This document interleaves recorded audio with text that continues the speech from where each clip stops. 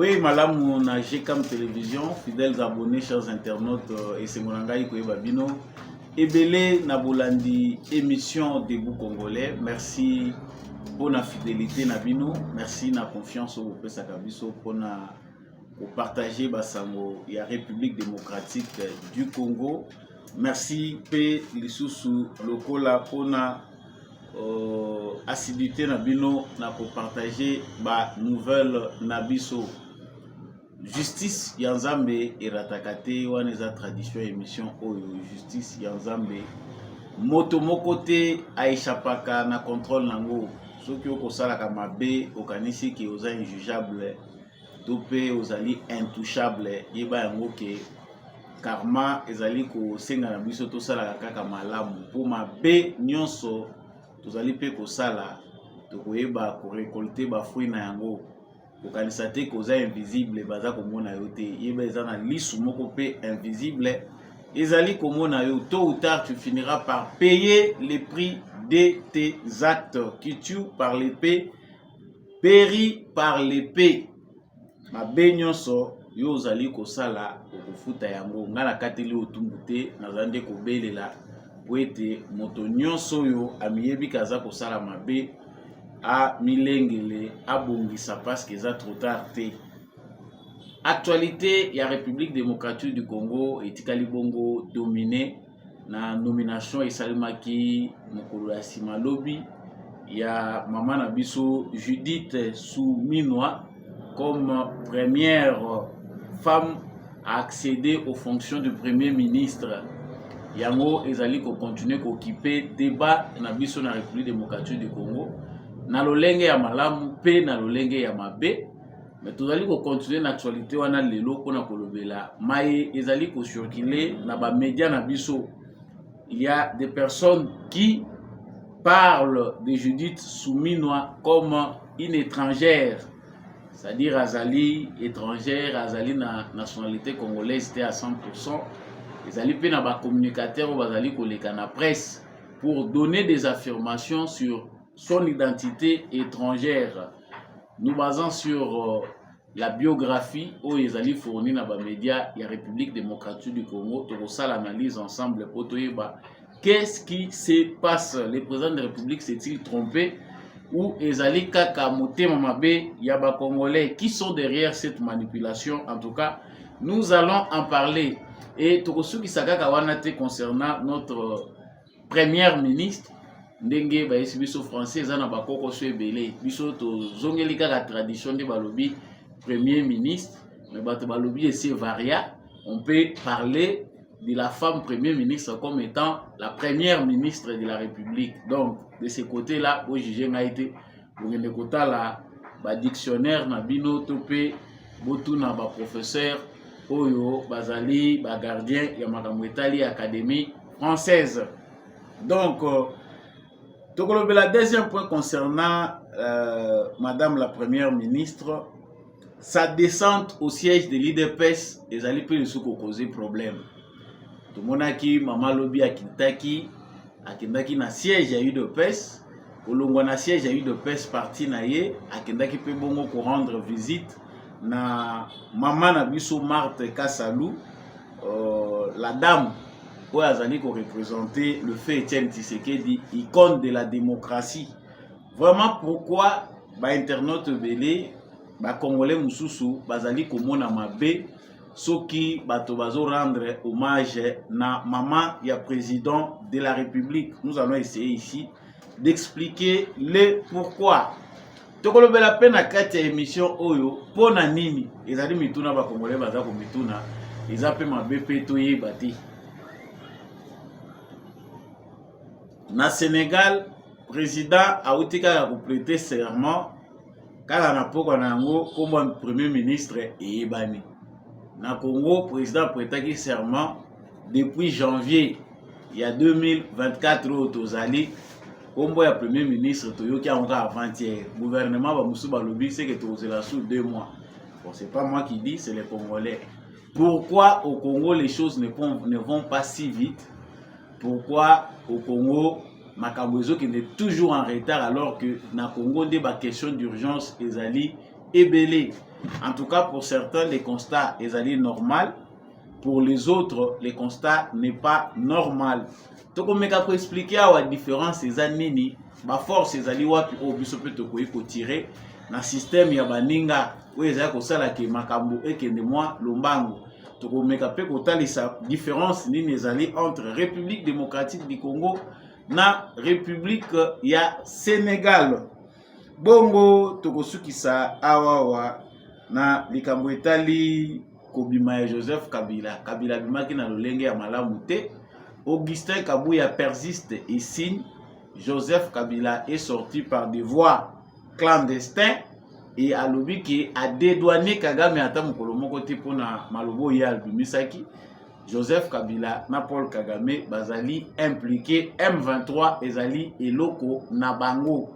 En tout cas, à propos, il y a Augustin Kabuya ezali très grave jusqu'à tel point que bakabiliste oyo batikali vraiment fidèle na Joseph Kabila baza ko continuer ko s'attaquer na ye pas azori simata le bibo finga soki boko finga mais ye akolekilaka ata mokolo moko te il va dire que la vérité. Voilà tout pour l'essentiel de l'actualité que nous allons partager avec vous aujourd'hui.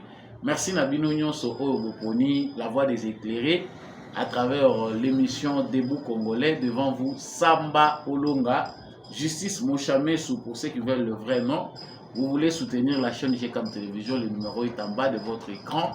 Et abonnez-vous si vous n'êtes pas encore abonné, partagez l'actualité, n'oubliez pas de liker.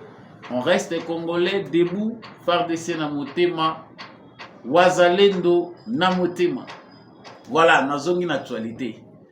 Oh, introduction ezalaka molayi, eza ndenge wana.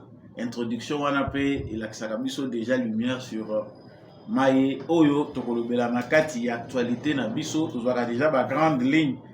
Donc na ba muto alandaka déjà Samba Olonga malamu ayebi que l'introduction epesaka déjà une forme ya synthèse ya actualité ndenge tokoaborder yango. Judith Suminwa, le nom le plus cité pendant ces 48 heures en République démocratique du Congo, en tout cas, à sa femme vedette, on a un moment de la Koloba. Ils allaient na Congo et moi, si mon côté, ils ont tanga manamino ba congolais, Mikolo ou Mibale, le kola, Combo, il y a Judith Suminwa. Mais les gars, tout ça ba congolais, les autres parlent en bien, les autres parlent en mal. Tout ça na biso batu babundisaka mutu. Sans même à commettre défaut. Awa, tozali kolobela Judith Suminwa. En tout cas, Mikolo Lekaki, depuis qu'il était ministre du plan, batebele bazwa tenter à kokende kofouiner na passé na ye, balandela ye, abotami na nani, tata na ye nani, maman na ye nani, tencler azongo azoli yango na ligne nini. En tout cas, tambola na Congo yeba makambo. So yebi nanu ba congolais te, surtout ba kinois. Vous avez une responsabilité. Tu vas craquer. Makambo bimi na 48 heures. En tout cas, Bolimbisanga déjà très vite. Mutema mabe o ezali na fief ya ba congolais. Mutema mabe o eko bongisa mboka te. Impossible. Tozali na frère moko ezonyo ko la mboko yeke de liboso ezali mutema mabe. Mauvaise foi. N moko pro max. Judith Suminwa, qui a travaillé calmement dans le ministère, il y a plan, après plusieurs autres emplois où il a travaillé qui dans la République démocratique du Congo, à Zalaka dans le ministère, il y a budget, dans le cabinet, il y a ministre, il y a budget, à l'époque, il y a Matata Pogno, et à l'époque, Félix Tshisekedi, il a travaillé à la présidence, dans la structure Moko Ezakuna, en tout cas, mon côté, à Tunagaye, identité, na ye malamu malamu. Mais lelo oyo tozali koloba, si certains se réjouissent de cette nomination historique, ezali na bato oyo bazali toyebite animé de mauvaise foi, ils le font sciemment. En tout cas, c'est à vous de conclure aussi à la maison. Balobi Judith Suminwa azali étrangère. Il y a un de communicateurs, journalistes, ou pas ça là dans les réseaux sociaux, le rôle abisso na linakota na bakombo batute publicité gratuite na linakate au footinga na sali publicité. Mais on parle de ces propos là parce qu'ils ont dérangé conscience à Batumisusu. se permet de éviter ezali recherche ya contenu lokolo ozala makambo koloba te otia na chaîne na yo il faut o créer actualité oyo ezali koexiste te mpo na ndeko wana alelaki mama na ye awa mikolo elekaki awa aleli mama na ye bino boyebi ye malamu bino moto boyebisanga aleli mama na ye naza kosenga bagarantir nga sécurité nazonga na mboka na ngai naza na besoin nakende kolela mama na ngai yo osalaka mosala na yo malamu olobaka baverité onyokolaka mutu te osalaka bafaux bruit te osalaka badifamation te mais koma ekomi mpo ozonga na mboka na yo moko okomi kobanga ozobaluka ekomi fausse compassion ndenge bakongole bazalaka kaka ata mutu azokosa na ye omoni compassion ebele non te bolimbisa ye boluka nanu moyen azonga akende kolela mama na ye biso babantu mpe ndenge tozalaka omoni mpe bato bakoti likambo yango ndeko wana alobi po aza ye moko te bafabrikant nayebi te nabenga bango bafabricateur ya baévénement na bafabricateur ya bainformation basi babimisi Judith Suminwa lokola étrangère balobi bane Congo baza roulé il paraîtrait que azali originaire ya Angola papa na ye aza meti ndeko na ngai ata ozali na yo na mauvaise foi ata ozino kazaka ya kolobaki ozali opposant to pe journaliste ya opposition ozali contre le régime à Félix Tshisekedi nde eloko nyonso tout eloko mutu nyonso ya koapprocher ete Félix Tshisekedi akomi mutu mabe avant na poursuivre nanu oyo ezali analyse pe commentaire tozosala je vous laisse d'abord suivre cette biographie peinte par Christian Lusakweno de Top Congo Simandé Tozoni. Nous avons diffusé hier à 19h03 ou 19h, en tout cas très rapidement. Elle est la fille de son père est décédé, de Michel Suminwa Kisamba Onkandi Angazi, décédé en avril 95, il y a 19 ans, qui a occupé de Azala Bafonse Vélé Namboko. Il a été ministre plénipotentiaire du Congo en Belgique. Entendez, représentant du Congo au marché commun. Oyo Balelo, Azali, ambassadeur. Azalaki très longtemps ambassadeur de la République démocratique du Congo à l'Union européenne. À l'Union européenne. Anciennement marché commun. Voilà pendant de très nombreuses années, avant de quitter l'Union européenne et d'arriver en Belgique, et pas Azalaki, premier conseiller d'ambassade du Congo, Yemutaki Azalaki, notamment en charge du dossier construction du barrage d'Inga. Ça, peu de gens le savent. Après de la 72 comme ambassadeur au Tchad, au moment où Makambezaka Koya, vous rappelez-vous à l'époque, militaire tchadien, Kotaki, Salisaki Congo, au Zaïre, lui il était ambassadeur du Tchad. Et puis, en 1985, a commis PCA, il y a Kouloumongo, en remplaçant d'ailleurs de Paul Louvi Ambunga, lui aussi décédé. Alors, son père est originaire du village Villa Témon, secteur de Kimpese, territoire de Songololo, au Congo central. Baïdikouna Azali, donc premier ministre, Papa Nela Azali Mungibu. Donc, maman Naye Congo Iliane, elle est née aussi, elle est née en Banzangou, elle est originaire de Kimpangu. Donc, Azali, maman Ndibou, papa Ndibou, Moutoua Congo central. Soki batie Toulouka na Congo naye, parce que mobile naye Azali moi na ya Toulouka chez Aya, il y a les Banaki Mingi comme des grands commerçants du Congo central, Bazaïr, chez Aya était une des plus grandes alimentations que la République du Zaïre ou République démocratique du Congo a eu dans le passé. Donc c'est une fille de haut dignitaire qui arrive à la primature. Ses origines ne sont même pas à remettre en doute. Tolobi Boyene Bandi, Ponanini, parce que le Kola ça la Kaming la Batou Moussousso va attribuer origine Moussousso. Elle est bien du Congo central. Voilà, et puis j'allais rebondir sur ce que vous avez dit au sujet, pourquoi est-ce qu'on parle de ses origines. On en parle aussi parce que, historiquement, on sait que depuis que le Congo central, c'est la première fois créé par la première ministre originaire du Congo central, c'était important aussi de les signaler dans le cadre de l'histoire. Et aussi, bon, c'est une première ministre. Donc, voilà. Maman Judith Suminwa azali penda ne Congo ya solo. Ezali aventure te. Ezali aventure te parce que la photo que vous voyez, c'est la photo de son père. Mutoye bani malamu. Hein? Monsieur l'ambassadeur Michel Suminwa Kiasamba, géniteur ya première ministre Suminwa Tuluka Judith. Azam Muto a sali misale belé a travaillé dans l'ambassade de Belé en Belgique, accueilli au nom de la République démocratique du Congo. Est-ce que t'es clair ya maman na ye et comme si papa mupaya ou bien ezali kamunini? Et lokoyo ezako kamusa bato belé. Ndenge bino moko boyoki biographie wana, c'est ça. Ce qui est connu, ba yebi ndenge wana depuis les Zaïre de Mobutu. C'est comme ça que ça existe. Azali, mère de 2 enfants, un garçon, une fille. Mobali na yepe, azali pe mwana ya homme d'affaires moko yebani, ba travailler, ba yebani, ezali famille yebani, bazali ko yebana te. Mais ba contenu tozo ko luka na ba réseaux sociaux, ezo komisa batu mususu lokola bandoki. Lokola te mais et rendre batu mususu ba sorcier parce que il y a même ceux qui vont à chercher la mort des autres pour bazala na ba information ya ko publier na place publique comme ça nous sala na bangwe kende malamu. Non, le né Congo soit encore roulé pour une fois. Félix Tshisekedi a nommé une Moulouba, elle est d'ailleurs angolaise, a nommé mobali na ya komi Moulouba, ba komi ko luka Moulouba a uti wapi na kati ya makambo ya Judith Suminwa.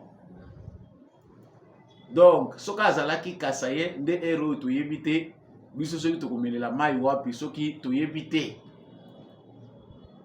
To yebite soki ciel linaki tombé to yebipete. Quelle mauvaise foi. Qui sont derrière cette manipulation? Chers Congolais, information lele aux amis la été zappé makambo toujours peut ça ba détail parce que biso moko ba Congolais toujours se poser ba question pourquoi mboko même likambo malamu babimisi yango mais tozaka na tendance à kozonga kasima. Qu'est-ce qui nous fait reculer? Ezali ba mentalité na biso bondoki ezali na kati na biso motema mabe. Ça dit na ba domaine nyonso ya vie les Congolais n'aiment pas la réussite de l'autre. Ça dit ceux qui moninga ba promouvoir ba musu peut-être ko kanisa ngo ezali kaka opposition contre Félix Tshisekedi lokola bango baza ko s'opposer contre Félix Tshisekedi yangwana baza ko fabriquer yango. Non, c'est ces comportements qui caractérisent les Congolais d'aujourd'hui. Ba musu baza wana to sambelaka kombo nzambe liboso mais soko tali makambo baza ko sala eza yango te. Cette femme azali femme moko aujourd'hui a fongoli porte basi na biso soki bazalaki bloqué balobi a biso na Congo moi ça comme kawana te. En tout cas nos filles, nos mamans, nos frères, nos sœurs peuvent comprendre que la place de la femme existe bel et bien dans nos institutions. Moi ça comme eza sous na barrière te. Mais na niveau oyo kaka lobi to bandi awa bitumbango ebandi nanu asimbi nanu biki na papier teke remise et reprise et salami ba fonction ngo asi a occuper yango nanu te. Déjà guerre ici bandi, déjà ba prophète à malheur basi ba bandi. Comment pona nini bake konomi donc bakongo atteint clair bazate bino bande kwa Congo central boye bisangai bane Congo boye bisanga bino bandibu bandeko ya mama Judith Suminwa boye bisanga mundibu apembe azalaka te. C'est que ceux qui biso tozali ba Congolais ceux qui ozana atteint clair ngaya basambolonga na za mwindu nazana bandeko ya pembe même papa même maman baza pembe utali ngai utali bango lobi confusion ekoti. C'est que baza ba Congolais te, c'est que baza bandeko na ngai te. Il y a quelque chose qui ne va pas au Congo, c'est la mauvaise foi. C'est vrai que au Congo na opposition tendance moko ya ko s'opposer, ça renforce aussi mboka poye kende liboso. mais toko komemango na point wana te oyo biso tozali komemango. Aujourd'hui, cette mentalité qui consiste à la négation de l'identité. Les Congolais, les étrangers. Nous ne savons pas que c'est une mentalité qui s'installe. Ils ont bateau, ils ont une guerre politique, ils ont combattre les candidats tels à commissaire rwandais. Oyo kotoyo, le rôle approche n'Angola et à Congo central à commis angolaise. Baoyo bazali proche kuna bazali na sud Kivu nord Kivu soki sa tête fâche ezali ko sepelisa bango te akomi rwandais akomi burundais quelque part. C'est vrai, nous avons été infiltrés, mais quelque part la manipulation nous pousse aussi à commettre des actes au Ezayangote. Nos frères sont devenus des rwandais. Tabazolo bato s'est concentré awa to sauver ba meuble pour que l'identification nationale ndenge bandi boye et comme anasuka recensement général et salema, comme ça on peut avoir les cœurs nets, même ceux qui, moi ma douceur a travaillé de manière stratégique au niveau politique pour mettre fin à cette crise d'identité auto-connaître depuis l'avènement à AFDEL. Parce qu'on ne sait pas voir qui est congolais, qui ne l'est pas, et cela pose problème. Bato bazalaki mayele lokola baetienne Tshisekedi paix à son âme. Bah décrire qui situation oyo depuis le début 2000 ans il y a un complot de nature à ravir l'identité aux Congolais. Bah Congolais va vivre na bango ndenge wana sans identité comme ça. Congo ekozala lokola moulin entre qui veut sort qui veut. Bah Congolais ba palangani mokili mobimba ba se plaka na bango suna mboka na bango te. Ils sont plus fiers d'être appelés américains, canadiens, français, belges que d'être appelés congolais. L'identité congolaise est comme identité ya soni. Donc, au moni ba congolais mususu libanda ya mboka ba wanga na identité na bango. Ah, mboka na bino wana ya kindoki wana, malamu to s'approcher na bango. Il y a des Congolais comme ça qui ne reconnaissent plus qu'ils sont congolais parce que ba moni mboka esala soni. Vous êtes victime d'un complot international. Ces complots-là, pour aller plus loin, et là où etikala na bango bakoko ya bateli biso soki nini soki mboka mobimeko okufa bakoko exterminer biso pour na sous-sol tozana. Ils ont tout planifié pour qu'il ne puisse pas y avoir une organisation politique sérieuse. Lelo o tozali ko subir na comportement na biso na place publique ezali conséquence ya complot wana ou ezalaki bien établi. Aujourd'hui les Congolais s'accusent mutuellement. Yo étranger, oh yo étranger te. Étranger pe kat na bino pe a infiltré bino tantôt pe boyebi yete. Donc vous avez la confusion. Bino na bino boko bomana. Tantôt pe étranger ngo pa tikali na ye. Po ezana bato to juger na Congo morphologiquement ou to juger au lobi yende mopaya. Alors que ce n'est pas le cas. Otali pe o ya kokani na yo kanisi ke yende ndeko nanga nzoka nde ye vrai mopaya. Donc pour ce qui est question, les Congolais ont aussi pris pour habitude de ne pas vérifier l'information. Les Congolais ne font pas de recherches, même si des gens qui se disent journalistes, bazali na manque de professionnalisme à cause de mutema mabe. Yo mutomi bengi journaliste, mais prends d'abord la peine de vérifier l'information. Oh, le lieu est accessible, na bakano ebele. Est-ce que aux 8 ans, il y a pour vérifier CV où ils allaient présenter aïe? Bah fait oh yo ils allaient présenter, ils allaient vrai, to ils allaient faux. Les gens ne prennent plus la peine. Le journalisme au Congo, surtout au Congo lelo, ils allaient journalisme moko, mutuna mutu azo sala par rapport à sa caisse, il y a résonance, il y a bateau bazali kufutaye, topé à quoi que ce soit. Le journalisme du Congo, tellement que les Congolais ne comprennent pas que l'information c'est une marchandise. Mutoyo a pu informer biso malamu, il faut azala encourager de manière indirecte na ba moyen belé par nous. Et c'est par là que la manipulation passe. Donc maman Judith Souminoa, pour ce qui est de l'identité, vous verrez bien que ça c'est de la manipulation. Les gens veulent déjà mettre fixé déjà un combat politique contre cette dame-là, mais en se basant sur son identité. Donc vous avez déjà vous-même vu que Namakambo Bolandi et Lobamina Christian Lusakwenu, Azali étrangère hérité, c'est une Congolaise. Bandeko na biso pe belé ya diaspora bakoma kalokola ba paya. Heureusement ka yebi lingala boyoka ya azolo balingala. Et c'est ce qui sauve. Ce qui peut ayeba ki lingala ta. Po bato belé mususu na poto oboti bana ozo kokolisa bango okoratise bana makambo belé awo. Ba mususu to souffrir na complexe wana infériorité. Il y a des gens qui ont quitté à l'intérieur du pays, qui sont venus avec leurs enfants. Ils vivent à Kinshasa, mais moi, na yebi lingala te, yebi monomoko te amboka. Pour nos parents, ils ont fierté. Quand mon enfant parle français, dans le quartier wana bazo banga, et surtout les quartiers périphériques là, quand vous parlez français à la maison, on vous craint. Hein? On sait que, en tout cas, Kuna Baza Kale, c'est une famille responsable, Kuna Baza très respectée.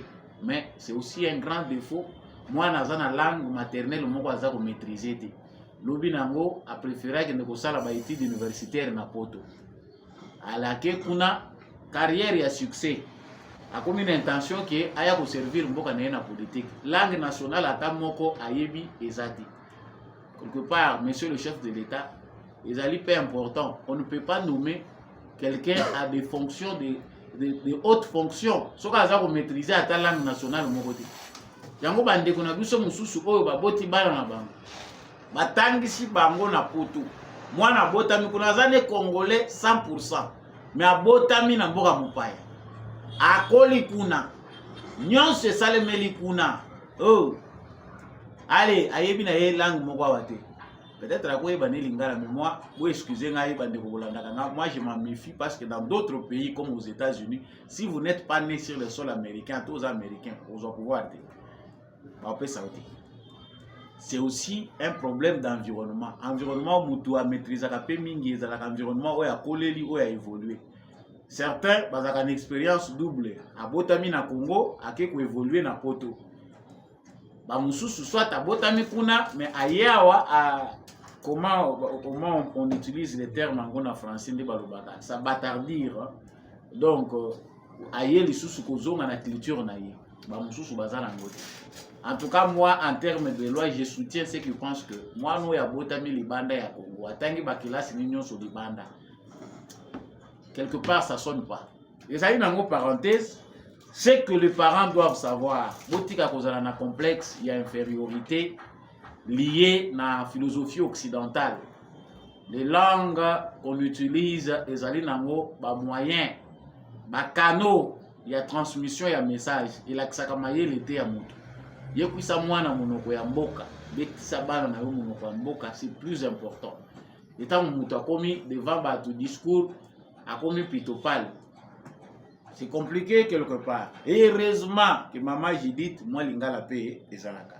Na sepeli awa tolanda ye akitaki pe na UDPS.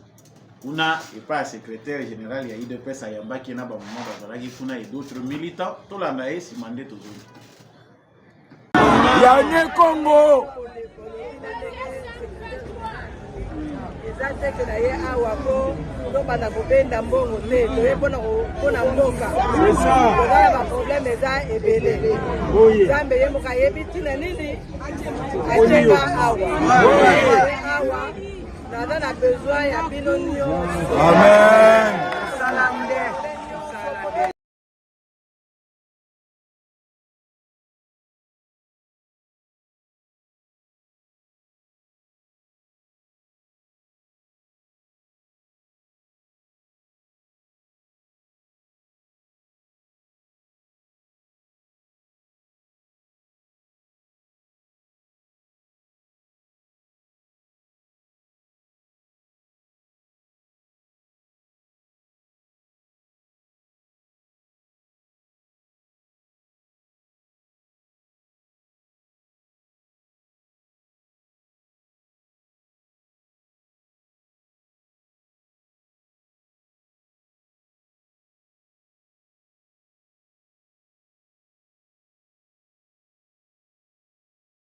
Voilà. Vous voyez bien que maman a na lingala. Alors bien na lingala, en tout cas, ils allaient la première prise de parole. mais ezali na contexte moko privé na parti na ye politique ezali lokola zoloba na kati ya famille na ye. Cette descente là concerne sa famille politique. Azui déjà basi ba nommé aza déjà premier ministre, mais nano abandi ba fonction na yete, il faut remise et reprise et seulement n'empêche que akita na famille politique na ye pour des orientations, parce que la vision kuna ezali pe vision ya UDPS parti oyo ibimisiye pour comme premier ministre. Bande ko na ngai ndenge mozomona kake bitumba na Congo babundisaka nyonso ba uti ko tiao kaka lelo batu ba mono na lelo ko salite ba bani da ko bundisa mama oye kola déjà ko yeba Congo ndenge ezalaka soko yeba ki penda Congo bien te nanu ba bundisa yo te yeba pendo ko bunda po kindokyo eza awa ya modèle ezawa eza kindoki spécialité nango ezali sous développement, c'est-à-dire awa na Congo ba tiraka batu bazonga sima, tu veux avancer on te tire, c'est que bisonyo se photos à la nase. Tu viens même avec l'idée à aider Batu à progresser. Bangondi mutuba ko zongi so si tu risques de tout perdre. Voilà, genre ya sorcellerie, Batu boloba ka bosambela parce que j'ai prière ndé amwana. Voilà ba démo bino boko combattre amwana, ba démo ya sous-développement ya bosoto. Yango ndezo déranger Congo. Maman akiti yake na parti na ye. Instinct normal. Parti na ngai nde pesinga honneur oyo nakoma na fonction oyo haute fonction en tant que mwasi. Je vais nam na bandi ba fonction te, nam na koti na bureau te, nam na sali remise et reprise te, bazali ko bomisa makambo na ba cérémonie kuna. Je peux profiter de ce temps na kita na parti politique na ngai na kende pe ko saluer bango, ko senga pe soutien na bango parce que ba ko soutenir, il faut ba soutenir ye na musala wana zali ko sala. Son parti, il doit avoir le soutien de son parti. Et comme ngambo otali na ba réseaux sociaux mais bino bokanisa ki nini, donc il fallait que nete à se désolidariser. On sait que aza premier ministre ya UDPS, aza premier ministre de toute la République, parce que ako kende lisusu te, c'est que apesi UDPS mu Congo libela, c'est méconnaître la politique. Mutu azali nommé na ba fonction politique ici d'un parti politique, azali issu d'un parti politique, atamola rappel na ligne directrice ya parti politique na ye. Parti politique wana pe koko kwesa ye. Bien que c'est les intérêts de la République, ne mute primara likolo na nyonso, mais partout au monde, c'est ça la politique. Te. Lola ba moni ka yo kutana na Augustin Kabuya ye. Augustin Kabuya yo ndé problème. Batu bali ko mona premier ministre te ba mona ye na accompagner na Augustin Kabuya balobi wana nyonso bebi. Tozali ko pesa confiance na chance, mais le roi déjà qui s'afficher na Kabuya, il a dit qu'il n'y a plus rien à espérer. Kabuya sali bino penemi na contre la ena. Qu'est-ce que Augustin Kabuya vous a fait? Oh et ko sala ke donc ce qui a à s'afficher na mutu la kisi ke a influencer ye. Non. Contexte ezali privé, il y a soutien, azali maman, les gens, la Ligue des femmes est là, azali pe moko ya basi ya UDPS, il faut que beti la ye maboko pona musala zo sala sengi pe soutien ba maman spirituel, physique, ndenge nini ba ko sala pour que ba encourager pe pour kende liboso. Ce qui muninga azui, c'est pe là. Muninga soka azui, c'est pe là, c'est comme ça. Tourna yo pe kozala. Awa eboti déjà zo ebele, eboti makabo ebele. Et ce qui fâche encore, c'est la photo wana bozomona. La photo que vous voyez, tout le monde Judith Suminwa, première ministre na biso accueilli kotala maman na biso icône, parce que ce qui est un Tshisekedi abondi combat, il y a démocratie na état de droit. À ses côtés, il y avait cette maman, la maman de notre président, accompagnant qui avant tout l'obélana nous Félix Tshisekedi, parce qu'à sa maman, il y a Félix Tshisekedi. Il faut tout l'obélana nous côté histoire et outil. Azali pe cofondatrice, il y a eu de PES. Etienne Tshisekedi, toute sa vie, pendant mener lit na ye oyo nyonso, Marthe Kassalu, Azalaki à ses côtés. cadre influent ya UDPS Maman Marthe Kassalu azali cofondatrice ya UDPS peine nyonso mobali na ye amoni parce que les gens aiment se contenter du fruit mais ils ne savent pas voir le sacrifice. Pour Félix Tshisekedi comme président il faut tuer Mbappé qui est fort pe sacrifice ya Maman Marthe zalaki soki lelo mutu azozwa honneur mérité ekomeli oyo lisusu problème evimbisi yo na motema oyini mwana oyini lisuna mama. La maman ne reçoit pas les honneurs, c'est seulement parce que mwana na yaza président. La maman reçoit les honneurs bateau bazo kende bayebi que azali peut figure emblématique. Quand on parle de Etienne Tshisekedi, le monde entier connaît. Lit oyo ya mené soki ba mendele oyo soki mokili zalaki dirigé par bato mitema mabete. Soki Nations Unies zalaki institution moko internationale ya solo penda ezali ko militer pour na paix. Etienne Tshisekedi même à titre posthume balingaki ba pesa ye prix Nobel de la démocratie et de l'état de droit. Babeta kango li solo te parce que c'est un noir parce que aza muto oyo aboyaki kokota na système oyo ya bango ya ba anti-valeur. Mais est-ce que muto wana mwasi na ye akoki ko mériter ba honneur wana te? Après tous ces sacrifices là, il est mort. Mwasi na ye atikali le fils na bénédiction ya papa sur les traces de son père a accédé na pouvoir. Et cause la obligé ya fierté te. Mama wana bako kende te pe ko vénérer na kombo ya papa na ya mobali na ye. Bino et sali bino le sous passe. Non, non, non. Oh non te, la bêtise est institutionnalisée. Maman Marthe c'est qui? Maman Marthe aza cadre munene na UDPS. Bato bakendaka pune pa na ye ya bengaka bango te. Bayebi kazali pe autorité à référence. Même si elle ne fait plus, elle ne pratique plus les fonctions actives à beaucoup qui ne occuper fonctions activités, mais azali une grande conseillère ya bato bazali ko occuper ba fonction na UDPS. Azali pe gardien ya idéologie pe vision. Soka moni bana likambo ezotambola malamu te komi na matoi na ye, elle peut donner des conseils et des orientations aussi. Mais niveau ya mutema mabo eza na Congo, tango bato ba moni Judith Soumino à maman na biso premier ministre et pas à maman Marthe et comme lisusu ngambo. Vous voyez comment le pays est dirigé. Oh, ndeko na ngai yo zela ye na action ya kosala comme premier ministre. Awa yo esika nyonso komi kotambola soki même omoni akangi photo na maman leki na ye komi problème. Yo zela ye tango komona ye abandi ko poser ba acte na ye comme chef ya gouvernement, mais obandi ko critiquer en fonction de l'action azokona et comme même na cadre privé o batu na lupango na yebake ko sala nini o comme no la coterie. Finalement, chers Congolais, tout ça c'est l'illustration de ce que nous sommes dans l'ensemble. Tozali batu oyo balingite o tozoko luka mutema mabe soki leki mingi na mboka wana développement ezalaka te. Peut-être que les gens ne savent pas que pourquoi tous ont patauger. Le mal n'est pas Tshisekedi.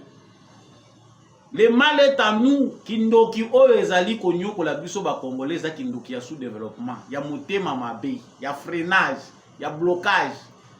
Ceux qui prient n'ont pas de sujet précis. Dans le sambo na bino penda po bozwa délivrance ya solo. Boza ba hypocrite. Un pays qui manque d'amour. Ça dit aux hommes qu'il faut combattre tout. Au tamo sujet na yo.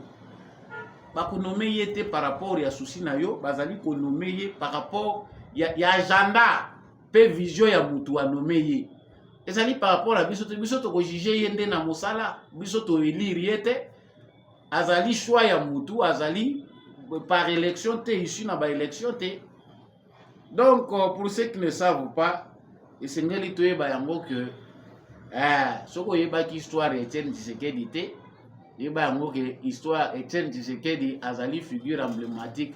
Ça ndenge totanga ka Lumumba, il faut que totanga pe Etienne Tshisekedi na cadre ya combat ya instauration à état de droit na démocratie. Ça peine à s'installer, mais quelqu'un qui nous a préparé dans la maturité pour te comprendre l'exercice à démocratie ezande yewana. Na ba période nyonso oyoyo mboka na biso est traversé na ba changement nyonso oyo sopiraki utato longwa na ba CNS pona kokota na multipartisme tokota na ba makambu ya Mobutu andima la comprenez mon émotion nyonso esalemaki na CNS dialogue intercongolais accord cadre d'Addis Abeba d'UDPS Etienne Tshisekedi ont contribué pour être tokoma na point tokomi quelque part on peut se critiquer mais à tout seigneur tout honneur. Cette dame-là mérite des éloges, mérite des encouragements, une certaine vénération. Ils ont m'abêté. Peut-être que la vénération, certains pensent que c'est de l'exagération. Non, c'est exagération. Ça qu'on mérite. Le trophée, ceux qui battent la malam, qui bat trophée excellence. Il y a mineno bazali couper sa batu ya fabrication. Nde ba yeba pesi moi suana à titre posting pour la mobile na yete simba yango parce que tu as tout vécu avec elle. Comprends qui veut. Il y a certaines personnes qui se posent des questions pour la nomination du Premier ministre. Pourquoi la nomination du Premier ministre n'a pas tardé au Sénégal et au Congo, c'est toute une éternité. Simplement, quand on se pose la question, il y a la réponse. Il y a des gens qui ne se donnent pas la peine de faire des recherches, de comprendre d'abord tout ça dans le système de gouvernance dans les deux pays. Au Sénégal, le système, le régime est présidentiel. Au Congo, le régime est semi-présidentiel. Nous avons des constitutions différentes. Ça, c'est d'abord le Walibosso et Fotoyeba. En termes d'abord d'organisation politique. Mboka na biso ezali structuré ndenge moko te na Sénégal. Au Sénégal, le régime est présidentiel, le président a les pleins pouvoirs. Ako ko nommé premier ministre na ye Nyon Swalingi, ako senga approbation ya mutute. Ako kende ko pona ye na kati ya majorité te. Mais chez nous, le président de la République nomme le premier ministre au sein de la majorité. Majoritairement au départ, Azalanango. Il nomme un informateur pour qu'il ne peut identifier la majorité. Tout ça, c'est le temps qui passe. Et aux hommes qui n'est pas dans le bicéphalisme, il y a un système dans le le président, c'est lui qui nomme le premier ministre. Mais le premier ministre, il peut investir dans le Parlement. Le Parlement peut aussi décider, il y a le premier ministre. Vice versa, aux hommes qui ont un système qui choisit par biso moko na compréhension de la réalité à mboka na biso. Cette constitution de Louis Michel qu'on avait donnée à Kabila pour la constitution moko e balani na Kabila. Oyo Kabila zalaki eza conformité na République démocratique du Congo. Aujourd'hui, les gens ne prennent pas la peine bazo kanisa ke Tshisekedi nazo bloquer gouvernement. Eza démarche, il y a système, il y a régime politique na biso. Semi-présidentiel, majorité, Mikakatano, Nyonso Togo Kolubawana, tout est dans le système. Voilà les raisons pour lesquelles il faut tout revoir Makambo Itali Constitution Nabiso. Voilà pourquoi la révision constitutionnelle s'impose. Tozali na lourdeur makasi, il y a application à la décision na mboka Nabiso, tozali na lourdeur makasi, il y a renouvellement, il y a animateur dans l'institution à cause de notre aussi système ou régime politique. Dans Sénégal, au Moni, le président prêté serment n'a pas le premier ministre Abimi. Les autres éviter ceux qui n'ont pas ou bien le gouvernement se plaint. Tantôt de GC Bimagipé. On ne peut pas aussi comparer, il faut pas qu'on la paix histoire à Mboka, qu'on la paix monnaie à Mboka. Sénégal, c'est 18 millions d'habitants. Le Sénégal, je ne sais pas, je me suis trompé, ou c'est 18% ou 18 millions. Ça, c'est encore à vérifier. Vous appelez un téléphone, c'est facile à voir là-bas. Vous pouvez compléter en commentaire. C'est un petit pays comparé au Congo. Les réalités sont multiples. Système et organisation à Bango, d'abord taille à Bango. C'est facile d'administrer. L'administration à Bango cause à la souple vie aussi mounée à Bango. Biso structure na biso organisationnelle, il faut être à la paix conforme na taille ya mboka na biso. Biso awa bango kuna bazana combien d'écriture au Congo awa et surtout les mentalités acquises awa dans le passé. Oui, ça dit que c'est comme si au Congo pour accepter que le gouvernement n'est pas bien, il faut qu'à muta tribu n'a pas se retrouver na kati. Cette mentalité là nous fait aussi reculer au lieu de diversité na biso et profiter na biso diversité na biso comme le obstacle na unité. 450, plus de 430 quelques tribus au Tozali. Ba langue na ba dialecte tondi kilikili, 4 langues nationales. Tout le monde veut que ma région puisse être représentée. À la recherche de la représentativité, c'est le temps aussi qui passe. Pour y pas na biso bato balingi, tant le gouvernement bimi, ba comment va ça combien? Est tout ro ba boy ko pesa premier ministre na bato akatanga. Tout ro yo e bato grand bandundu bazu ministère yo te. Les mentalités, la diversité que nous avons sur le plan culturel nécessite que tout revoir sa constitution.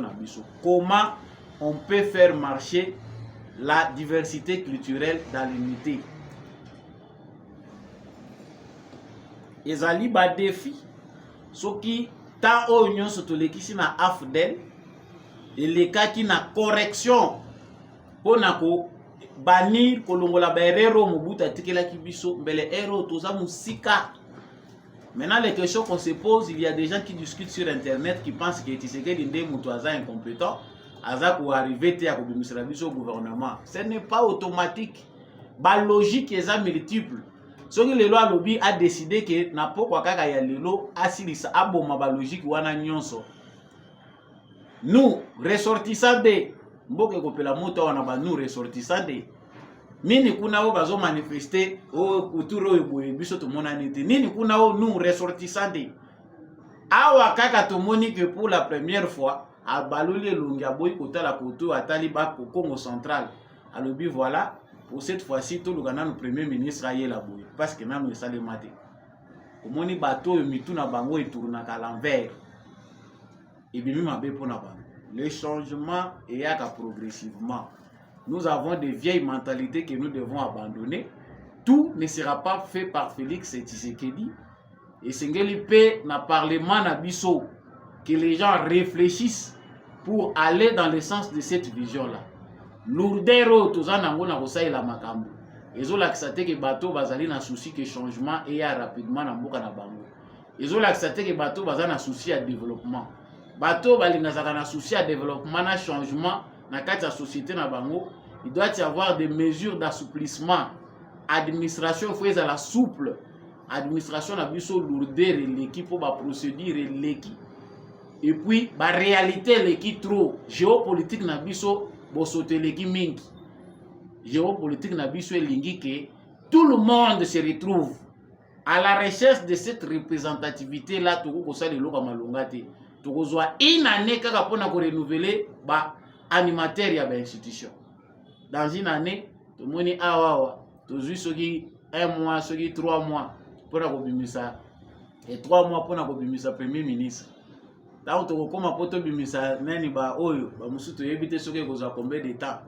Pendant ce temps là, ba gouverneur si awa to koma ba élire ba gouverneur, toza ko progresser, vous verrez que année oyo mobimba et aussi la kana ba question ya ba animateur ya ba institution. Donc sur les 5 ans au président de la République Azarozoa, si c'est son premier mandat, sachez-le que les 2 premières années risquent d'aller toujours dans les débats où ils allaient concerner ba animateur ya ba institution na organisation. Ce qui toza na ba philosophie solo, c'est maintenant le moment de réfléchir et changer. Tant bazako lobake des réformes s'imposent. Ils ont bateau bazako kanisa na ndenga zamba que les réformes ne nous engagent pas. Il faut que Tshisekedi termine ses 2 mandats par. So yo na mentalité no zamba wana mukoloni ni yo ko raisonner que Congo ki ndeliboso. Comprend qui veut réformons, c'est inutile de comparer notre pays au Sénégal pour trouver raison dans les débats publics. Le Congo n'est pas le Sénégal. Nous avons 2 systèmes, 2 régimes différents, c'est 2 pays différents. Ba histoire na biso ko kanate. Donc, tous allons très séparés. C'est à nous de revoir, de repenser notre système d'organisation politique afin que les pays puissent aller rapidement, puissent marcher. Donc, ce qui est la mentalité, c'est aussi la gâté. Il y a aussi la politique basée sur l'ethnie ou le tribalisme dans un contexte politique. Pour que vous soyez satisfait, il faut que vous ayez un cabinet, de comprendre que ah voilà, je travaille, je suis en sécurité. Tant que ma mentalité a bon ezali. Donc yo zali ne Congo il faut 80% ba membre ya cabinet na yo bazala ya tribu na yo. Ce que ozali di Kasai c'est que 80% ya ba membre ya cabinet na nga il faut ba uta na Kasai. C'est cette mentalité là, cette mentalité là bizarre ya ngom tozo ozongisa biso sima. To suki si awawa na likambo itali Augustin Kabuya na bakabiliste kuna balobi benda bika mezali likambo ya Augustin Kabuya na bakabiliste te ezali likambo ya Congo. Augustin Kabuya, à titre de rappel, a lobaki clairement devant les militants et UDPS que Joseph Kabila azali à la base ya bozongi ya M23 bitumba oyoyo ya mouvement terroriste M23. Joseph Kabila azali à la base yende mutayebi makambwana. La preuve, il est sorti du pays par des voies illicites. DGM et yebite que Joseph Kabila abimaki eza na esika moko te alakisaki ke ya abimi. Est-ce que mboka ikoki kotambola ndenge wana? Donc c'est un monsieur qui combat alingi te ke mboka et avancer. Ça c'était les propos d'Augustin Kabuya. Après kobima ya Augustin Kabuya makambo bimi lisusu ebele. En tout cas pour tous ceux qui sont restés fidèles à Joseph Kabila, bamoni ke Augustin Kabuya azali ko manquer respect na mukambi na bango. Augustin Kabuya azali ko respecter te, aza ko loba makambo ezali fondé te. Yango bato musu bazali ko tuna soki Augustin Kabuya alobi mabe et que malobi makambo alobi ezali yango te, il faut pas contredire parce que makambo Augustin Kabuya koko bimisa, il est bien informé, c'est le secrétaire général du parti présidentiel. Donc, tant que c'est que Azali informé. Je vous laisse d'abord suivre Augustin Kabuya qui réinsiste sur ma propos. Oyoya Lobaki, Simande, Tozongi. Tant on a ça kolobake Kabila, ayebi makambo eza koleka. Kabila abimaki mboka. Azwa kaka lokasa na ya passeport. Parti kaka wo baza kotia kaka ba nini ya DGM Alex Soki azaki identifié par la DGM. Ayebi pourquoi abimaki ndenge wana. Soki ozobima na muyibi DGM mabene eza wapi? DGM azanzambe po balala te yo yebi kozokene na ndenge mala mpone ni ozokene na ndenge ko bomba. Et puis naza koloba yango clairement que ngai na longoli kombo ya Kagame te. Kagame nde be menere ya babiloko nyonso wana. Na lobaki ke awa toza na schéma ya Afdel bis elingi koloba nini? Lokola communauté internationale bango tu balobi ke Kagame nde aza kosala guerre na Congo. Baye koyokana na moninga na Kabila. Bon tindelanga mutu moko bazu yonanga yakao bazu nanga batie. Kabuya alobaka pamba te. Voilà. Donc wana bolandi eza Augustin Kabuya et comme guerre. En tout cas, lui dit sa vérité, alobi que a dédouané Kagame te. Kagame est à la base, yende d'ailleurs mutaza ko kumema makambo nyonso, mais Kabila pe nde mutaye makambo wana mutamemi nanga eza Kabila. Heureusement que biso tozaki déjà en avance, aussi tolobaki que nanga c'est Kabila. Oh les John Numbi c'est Kabila. Rien tokoki ko éloigner Kabila te. Tumonaki tango balutangi kombo ya Joseph Kabila, Olive Lembe ake ko répondre na kokita kosala descente na kan ya ba déplacer ya guerre na Goma pour na kotalisa bango ki il faut même prier pour Joseph Kabila pour azonga na pouvoir. Yé amemaki kimia asilisaki guerre na bik na papier. Bon. Nani alobi vérité? Nani akosi biso? Joseph Kabila biso to beti c'était depuis mandat ya Félix Tshisekedi ya mibale bandi. Tolobi tata mokonzi ekolo kanga Joseph Kabila. Insécurité oyo eko risquer elia biso bata parce que les soucis au bango bazanango ezali que Congo développement ezalate. Volonté politique ya Tshisekedi sans bitumba pendant 2 ans. La route est belée que vous allez construite à l'intérieur du pays, comme déjà l'initiative ezali.